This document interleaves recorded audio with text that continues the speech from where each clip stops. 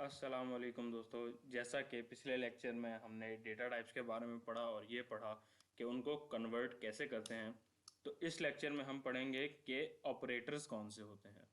अच्छा, अब ऑपरेटर्स हमारे पास सी प्लस प्लस में चार किस्म के होते हैं, जिनमें अरिथमेटिक ऑपरेशंस होते हैं जो कि आपने मैथ्स में पढ़े होंगे, जिसमें एडिशन, मल्टीप्लिकेशन, डिवीजन, सब्ट्रैक्शन। उसके अलावा होते हैं मॉड्यूलस, जिसको हम रिमाइंडर कहते हैं, और इंक्रीमेंट और डिक्रीमेंट के ऑपरेटर्स होते हैं। उसके बाद हमारे पास आते हैं कंपैरिजन ऑपरेटर्स। अब कंपैरिजन ऑपरेटर्स कौन से होते हैं? जिसमें हम less than equal to, greater than equal to, not equal to और इक्वल टू लेते हैं। उसके बाद हमारे पास होते हैं कंपाउंड ऑपरेटर्स। अच्छा, कंपाउंड ऑपरेटर्स आपके लिए नए होंगे। तो कंपाउंड ऑपरेटर्स वो होते हैं जिनके अंदर हम एक ही वेरिएबल को किसी दूसरे के साथ ऐड करवाते हैं। इसमें जो हमारे पास कॉमन होते हैं वो होते हैं अरिथमेटिक ऑपरेटर्स के साथ इक्वल टू लगा हुआ होता है। जैसे हमारा plus equal to, negative equal to, star equal to, यानी कि मल्टीप्लिकेशन इक्वल टू और डिवीजन इक्वल टू वगैरह होते हैं। और हमने पढ़े होंगे लॉजिक गेट्स, जिसके अंदर हमने एंड और नॉट ऑपरेशन पढ़े होते हैं। तो उसी तरह लॉजिकल ऑपरेटर्स जिनको कहते हैं एंड का ऑपरेटर, नॉट का और एंड का। इसी तरह हम प्रोग्राम बनाते हैं, देखते हैं कि क्या होता है, इनसे क्या क्या हम ऑपरेशंस परफॉर्म करवा सकते हैं, ये किस लिए यूज़ हो रहे हैं, चलें देखते हैं। अच्छा, सबसे पहले हम क्या करते हैं, एक वेरिएबल ले लेते हैं ए, ठीक है, एक ले लेते हैं बी, एक ले लेते हैं सी, ठीक है। हम ए को अगर कोई वैल्यू असाइन करवाना हो, मैंने करवाना है ए और बी को ऐड करवाना है, मैं इनको अलग अलग ले लेता हूँ, ठीक है। मैं इनको ले लेता हूँ, A4 है सपोज,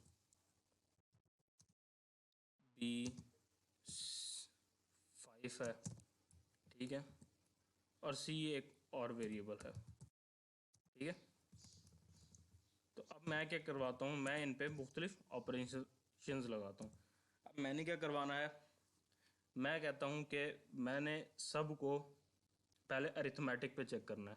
अब मैं अरिथमेटिक के लिए क्या करूँगा, मैं मुख्तलिफ ऑपरेशन इसमें लिख दूँगा, जैसे C equal to A plus B, ठीक है। इसी तरह मैं इसी को सिलेक्ट कर लूँगा ताकि टाइम की बचत हो सके, और इसी को पेस्ट करता जाऊँगा। चार बेसिक हम ऑपरेशन अगर इसमें यूज़ करें, ए प्लस हो गया, एक नेगेटिव हो गया, एक मल्टीप्लिकेशन हो गया। अब मल्टीप्लिकेशन के लिए हम स्टेरिक यूज़ करते हैं कीबोर्ड में, और एक हो गया डिवीजन का, ठीक है। अब इसमें हम क्या करते हैं, हम कर देते हैं सी को हम आउटपुट करवा लेंगे अगर सबके साथ, तो इस तरह हमें सी की वैल्यू मिलती जाएगी हर बार जैसे ही ऑपरेशन होता जाएगा, ठीक है। अच्छा, अब अगर हम इसको रन करवाएं तो ये देखें,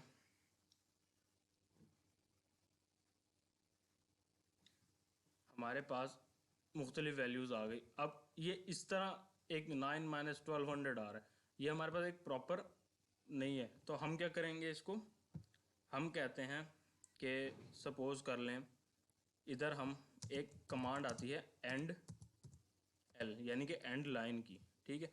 तो हम वो हर एक के एंड पे लगाते जाएंगे, जिससे हमें आसानी हो जाएगी रीड करने में, ठीक है। हम सबके एंड पे यही एक कमांड लगा देते हैं सी के बाद। ये क्या करेगा, हर एक का रिज़ल्ट को आगे लेता जाएगा। अब ये देंगे, अब हमारे पास क्या हुआ, 4 + 5 9, 4 - 5 - 1, 4 × 5 20।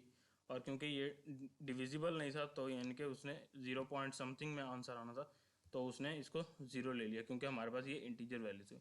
हम क्या करते हैं, चलो हम इसको 10 कर देते हैं ताकि ये डिविजिबल हो सके अगर, ठीक है। हम इसको दोबारा रन करते हैं। अब ये देंगे, अब हमारे पास क्या आया, 10 + 5 15, 10 - 5 5, 10 × 5 50, और 10/2 2 आ गया। देखिए, ये हो गए हमारे अरिथमेटिक ऑपरेटर्स, ठीक है। इसी तरह हम चलते हैं कंपैरिजन ऑपरेटर्स पे। अब कंपैरिजन ऑपरेटर्स हमारे क्या होते हैं, कंपैरिजन ऑपरेटर्स हमारे ज़्यादातर वर्क करते हैं बूल के ऊपर, ठीक है। तो अगर तो यानी कि हमारा वो ट्रू होगा, तो यानी कि अगर हमारा यानी कि वो बूल, अगर मैं यहाँ लिखूँ सपोज बूल सी कर देता हूँ और मैं यहाँ लगा देता हूँ कंपैरिजन ऑपरेटर्स, यानी A greater than, A less than, A not equal to और ए डबल इक्वल टू। ठीक है, ये मैंने मुख्तलिफ कंडीशंस दे दी। तो अब वो क्या करेगा, उसने आंसर दे दिया 0 1 1 0, यानी कि हमारा ट्रू फॉल्स में उसने आंसर दे दिया कि 10 हमारा b से छोटा है, फॉल्स, तो उसने 0 दे दिया। अच्छा, दूसरे में हमारा था पड़ा कि 10 b से बड़ा है, यानी कि उसने ट्रू दे दिया हमें।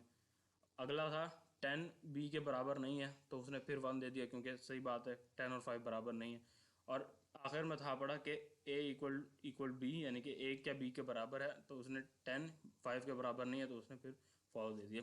ये देखें, इस तरह हमारा बूल का जो हमारी डाटा टाइप है वो चल गई और हमें कंपैरिजन ऑपरेटर्स का भी पता चल गया। अच्छा, इसके बाद हम क्या करते हैं, हम कंपाउंड ऑपरेटर्स पढ़ते हैं। अब कंपाउंड ऑपरेटर क्या करते हैं कि हम दो वेरिएबल्स लेते हैं।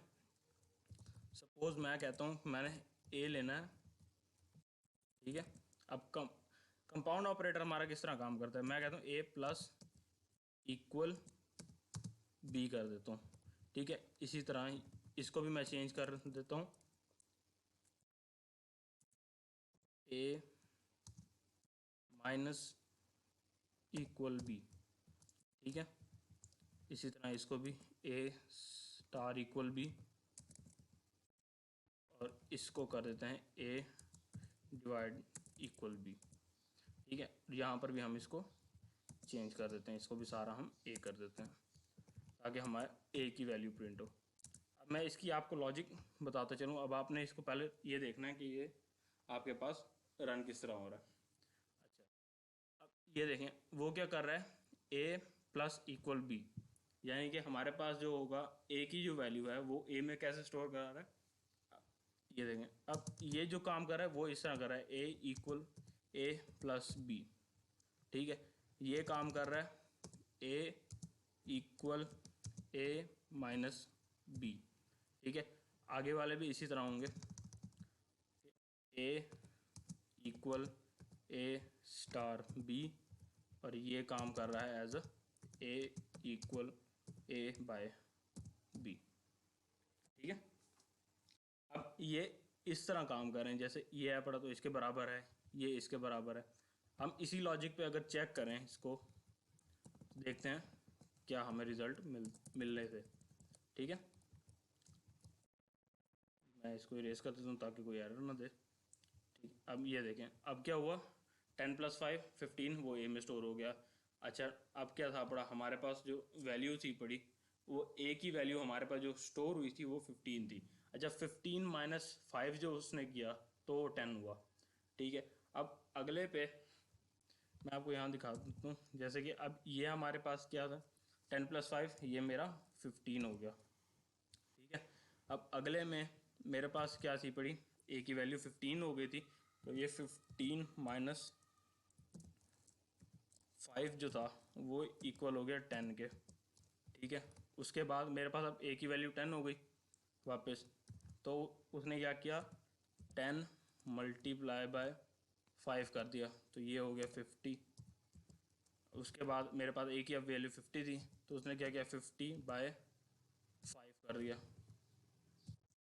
वो 10 बन गया, ठीक है। अब हम अपना आंसर देखते हैं, क्या हमारे आंसर यही आए थे, 15 10 50 और फिर 10 जी।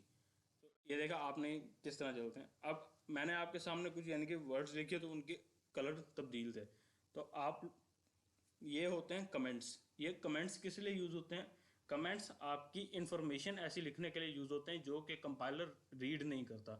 ये सिर्फ आपके पास एज अ टेक्स्ट शो हो रहे होते हैं, लेकिन कंपाइलर इनको रीड नहीं करता, ना ही इनको कोड में शामिल करता है।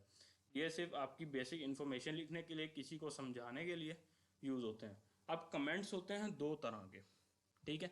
एक होते हैं सिंगल लाइन कमेंट, जैसे कि आपने देखे 2 स्लैशेस के साथ हम लिखते हैं तो वो सिंगल लाइन कमेंट होते हैं। और एक होते हैं हमारे मल्टी लाइन कमेंट्स। अब मल्टी लाइन कमेंट्स कौन से होते हैं, अब मल्टी लाइन कमेंट्स होते हैं जब हम \* लिखते हैं और जितना भी उसके बाद होता है वो सारा कमेंट बन जाता है, फिर उसी तरह हमें *\* लिख के इसको एंड करवाना पड़ता है, ठीक है। अब ये देखें, अब मैंने जब इंट लिखा तो उसका कलर चेंज हो गया, और जो उस